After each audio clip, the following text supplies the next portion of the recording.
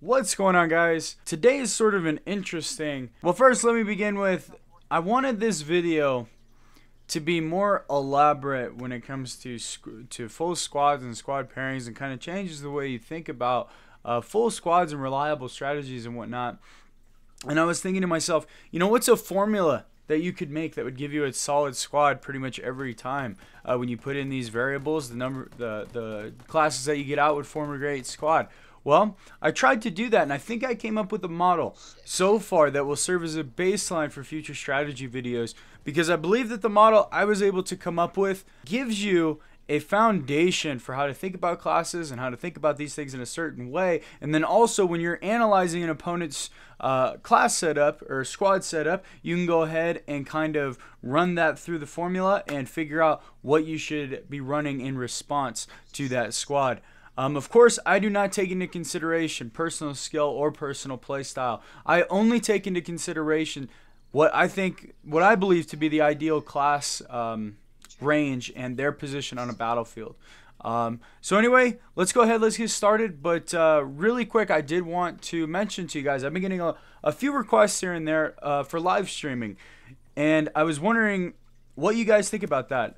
Would you be interested in watching my live streams? If I did a live stream, I'd probably do it like once a week to start, to see if you guys would like that. But please let me know what you think down in the comment section below. But anyway, let's get in and let's go ahead and let's talk about full squads. So, you know, I think it's pretty self-explanatory that when you're going into a rank match, quick play, whatever it is, if you're going up against a full squad and you're not a full squad, you know, I think you're at a significant disadvantage just right off the get-go, just from the mere fact that that team is probably, you know, communicating. Everybody in that team is communicating. They're probably making active decisions that are strategic, but whether or not those are actually smarter than other choices remains to be seen. So anyway, I'm going to go ahead, I'm going to list my classes as I see them from a battlefield sort of perspective, so where they're going to be at on the battlefield and what their role is going to be.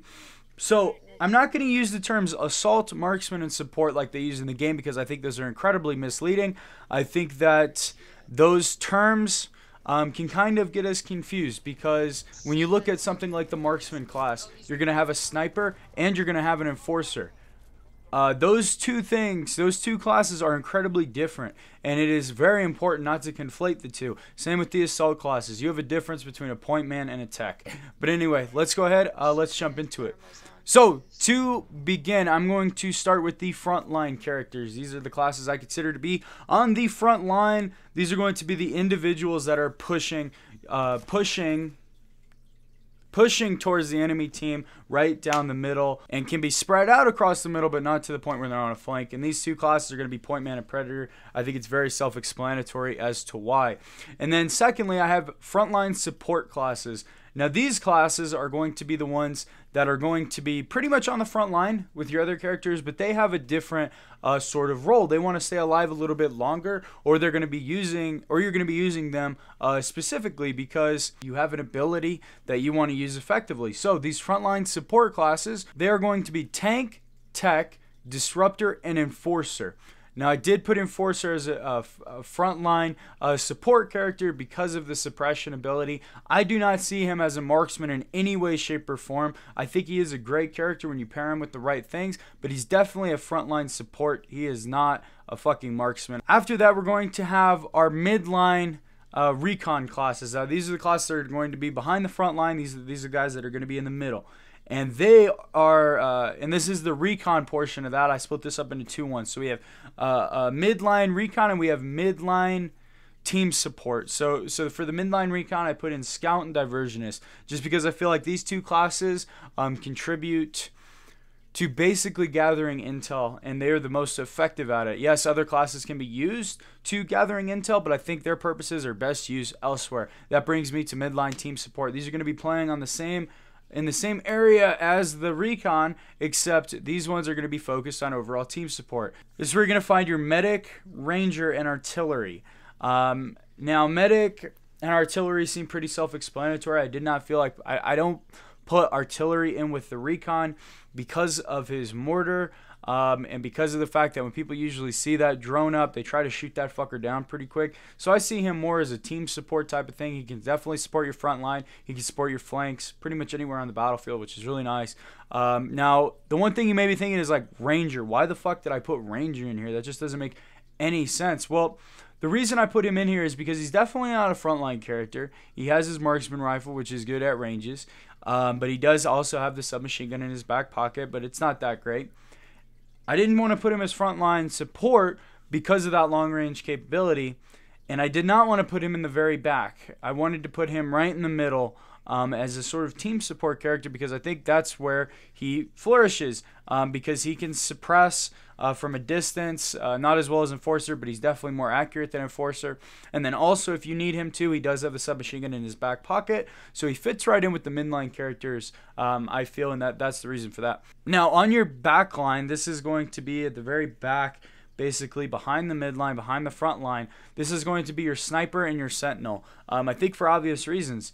Good at the long range capability, and these are the guys that kind of hover over your entire team and sort of get a bird's eye view, if you will, of the entire battlefield, and they can provide a lot of valuable intel from there. The last grouping that I put these guys in is the flankers, and this is obvious: Assassin, Pathfinder. Those are going to be your flankers.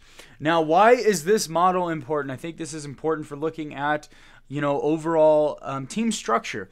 So I think this is very important because it creates these sort of rules. Now, maybe some guidelines, maybe some general rules of thumb to think about when going into strategy. And I think they are incredibly effective, because when you look at something like this, you say, okay, well, I'm going to run a strategy where I want, let's say a flanking strategy, an effective flanking strategy.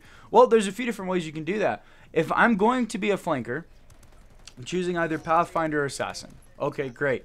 Now, what does a flanker need? A flanker needs Recon, obviously, because what are you flanking? You have to know what you're flanking. You have to know where you're going. So you go to your Recon characters. What have you got? You've got Scout and Diversionist. Okay, great. So we've already figured out I'm running Assassin with Diversionist. Great. Now, what else do I want to do? If I'm going to be flanking, do I want to have a front line, a solid front line? Maybe. Or do I want to have snipers in the back that are overlooking? Maybe I'll have one of both. So then maybe I could choose something such as a pointman or a predator mixed in with either an assault support, or either a frontline support such as tech, or tech would also be very effective because you don't want your flankers to get marked or anything like that. So yeah, you could have the front line pointman predator. You could mix that in with either a frontline support or a backline, maybe, because it definitely, I already know the Diversionist is a midline character. Do I really want to have no frontline protecting my midline? I want to have that buffer. And then, and then once you make that decision, I want a frontline in front of my midline. It's really clear at that point. Do you want to have a strong frontline with a frontline character and a frontline support character? Or do you want to have a frontline character and a backline character to provide that overview? It's totally up to you. And that's what I think is great about this sort of structure. It gives you a structure. It gives you an easy model to get in and choose effective class setups.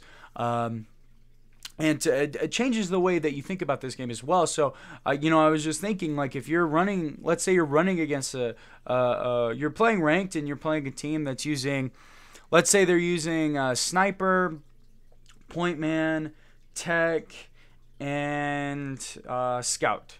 So let's say they're running that right there. They've got a frontline support, midline Recon, and a backline. That seems like a solid team setup, which it is. But then you can go and you can look at the model that I've created here, and you can say, okay, they have a backline.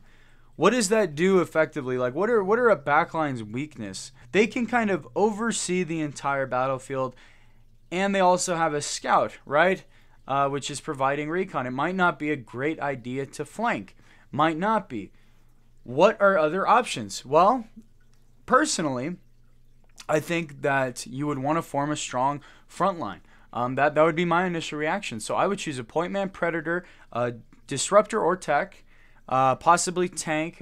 I usually go for disruptor or tech, and then I would have a scout as well. I think that is a very, very solid setup, especially to deal with something like that. You can create sort of a phalanx, a solid front line, and they're going to clash with you. I think that's a great way to go. Now, also, of course, maps come into play. If you have a sniper, and let's say you're on deforestation, and they have a sniper, that map is riddled with snipers. Every match, you can almost be sure. But let's say they do. You know, most of the time, you're not going to try to 1v1 that sniper if you're a sniper, because it's one shot, you're dead, and then you're all the way back at the back line. You're not going to try to do that most of the time. What's really effective on that map is flanking. But, of course, I don't take maps into consideration with this. That would be incredibly difficult. I came up with this simple model so that you guys can kind of sort of change the way that you're thinking about full squad pairings and whatnot, and then you could try to clash against other people. And I like to think of it in terms of a battlefield: front line, mid line, back line, and your flanks. And what are the weaknesses there? Do they have a buffer up front? And those are just sort of the ways that I like to think about it. But even if there's certain play styles change, and let's say they have a bunch of midline characters and they're rushing with them, so they are on the front line, well, that puts them at a significant disadvantage, because if you have a scout and an artillery going up against a point man or a predator, you can get 1v2'd pretty easily, and that point man or that predator can take you out pretty fucking easy. So, you know, even if people aren't playing to these roles, I think they're using them at minimal effectiveness. They're not using them at maximal effectiveness, and it just hampers their gameplay style even more. So anyway, thank you guys so much for watching. Please drop me a like if you did enjoy the video. Please let me know your comments down in the comment section below, your thoughts, opinions, and all that good stuff. But anyway, I will go ahead and I will see you in the next video. The next video I'm pretty excited for. I'm going to go ahead and do a recoil video. So I thought from my last video where I talked about accuracy and whatnot, I thought that I could bring up all the recoils for basically all the guns and tell you guys recoil patterns, and we can kind of go in depth and analyze that stuff so that you can even be greatly effective with any gun in the game. But anyway, thank you guys so much for watching. I will see you in the next video.